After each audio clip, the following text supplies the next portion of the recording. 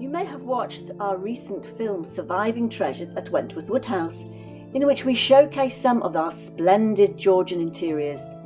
Although most of the artworks were sold in the mid-20th century, some art treasures still survive at the house, particularly those which were fixed to the walls and so not easy to remove.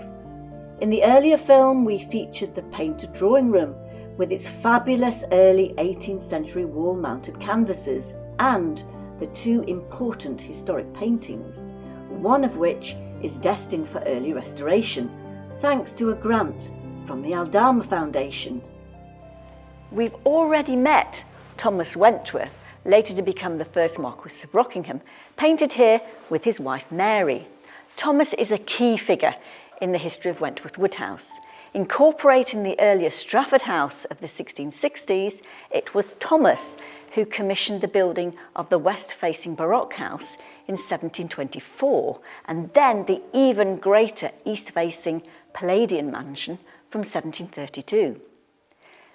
But we don't have sufficient funds to tackle such a large painting at present, so this one will have to wait.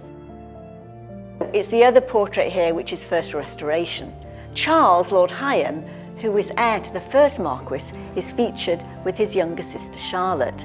The painting is clearly very dirty and it's impossible to see any background detail to the figures. It's one of a series of family portraits created in 1740 or 1741, we believe, by Philip Mercier. And this puts Charles around 11 years of age and Charlotte 9. We know that all 5 family portraits featuring the first Marquis and Marchioness and their surviving children need cleaning and restoration. So, if you can help us raise the necessary funds, please give what you can by following the QR code or the Just Giving link. It's worth noting that Charles is the second person central to the history of the house we know today. Succeeding his father in 1750 as second Marquis of Rockingham, he continued to develop this vast house, the stable block and the wider family estates. He was also a prominent Whig statesman, serving twice as Prime Minister. Charlotte was a faithful supporter to her brother throughout his career, an independently minded heiress in her own right, with her own establishment, although she never married.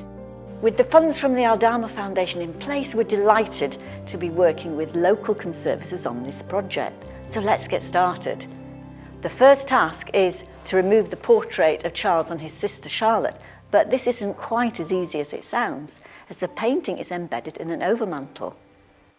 Let's meet Mike. He's a specialist conservator who works with the National Galleries, the museums and the National Trust. My name's Mike Howden and I'm a specialist conservator of carving and gilding and decorated objects. So I treat furniture, especially picture frames and architectural fittings. I'm based in South Yorkshire, so I'm only less than 20 miles away from here, but I've been in practice since the 90s, where I started at the Royal Collection and the Tate Gallery. I've been commissioned by the Wentworth Woodhouse Preservation Trust to see if we can take this painting out of its current framing so it can go off for conservation treatment with the painting specialists.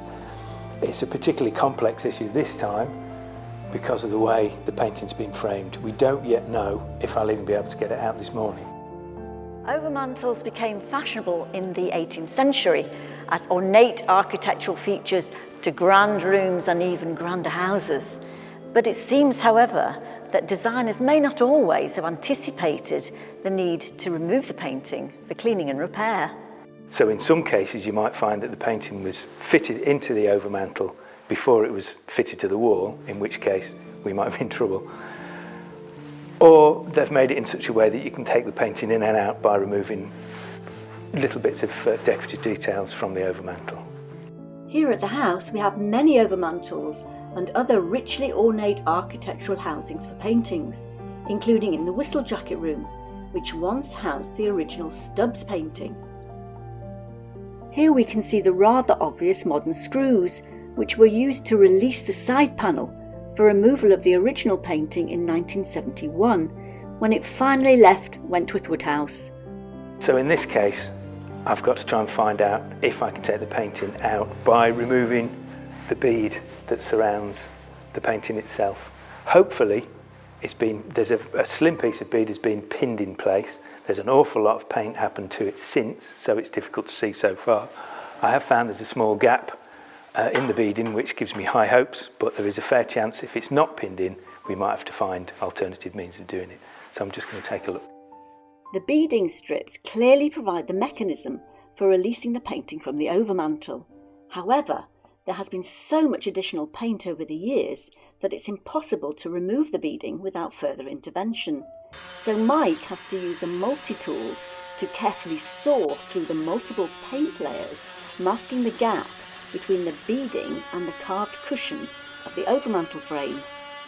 Having separated the beading edge from the carved cushion, it's a case of carefully prizing the beading loose inch by inch along the bottom and up both vertical sides of the frame.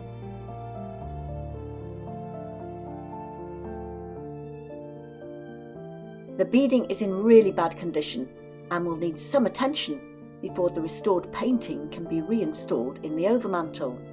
The small oval-headed pins used to secure the bead strips around the painting appear to be 20th century, so it would seem that the painting may have been taken out of its overmantle, perhaps for cleaning, sometime in the last 100 or 120 years.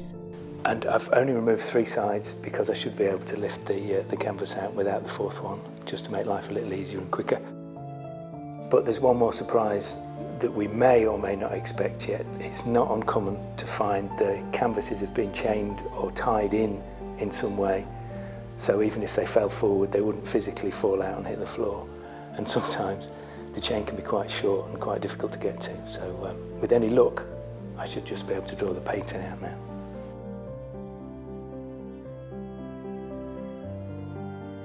Luckily, it appears that there isn't a chain holding the back of the painting in place. So now it's the moment of truth, as Mike attempts removal of the painting, slowly easing the bottom and vertical edges. Thankfully, the painting came out without too much fuss. It was held in with the beads, as I'd hoped, but the paint really put up more of a challenge than I'd expected. I'd rather not have had to get the multi-tool out to try and cut the paint away, but it was so thick and there was glue as well, there was really no other way of doing it safely. Lord Higham and Lady Charlotte will be securely wrapped and transported to local experts on the next stage of their conservation journey. Don't forget to subscribe for free to hear what cleaning and conservation may be required for our paintings, and watch out too for another film, The Children in the Painting, which tells the human story of the children of the first Marquess and Marchioness of Rockingham. Thank you.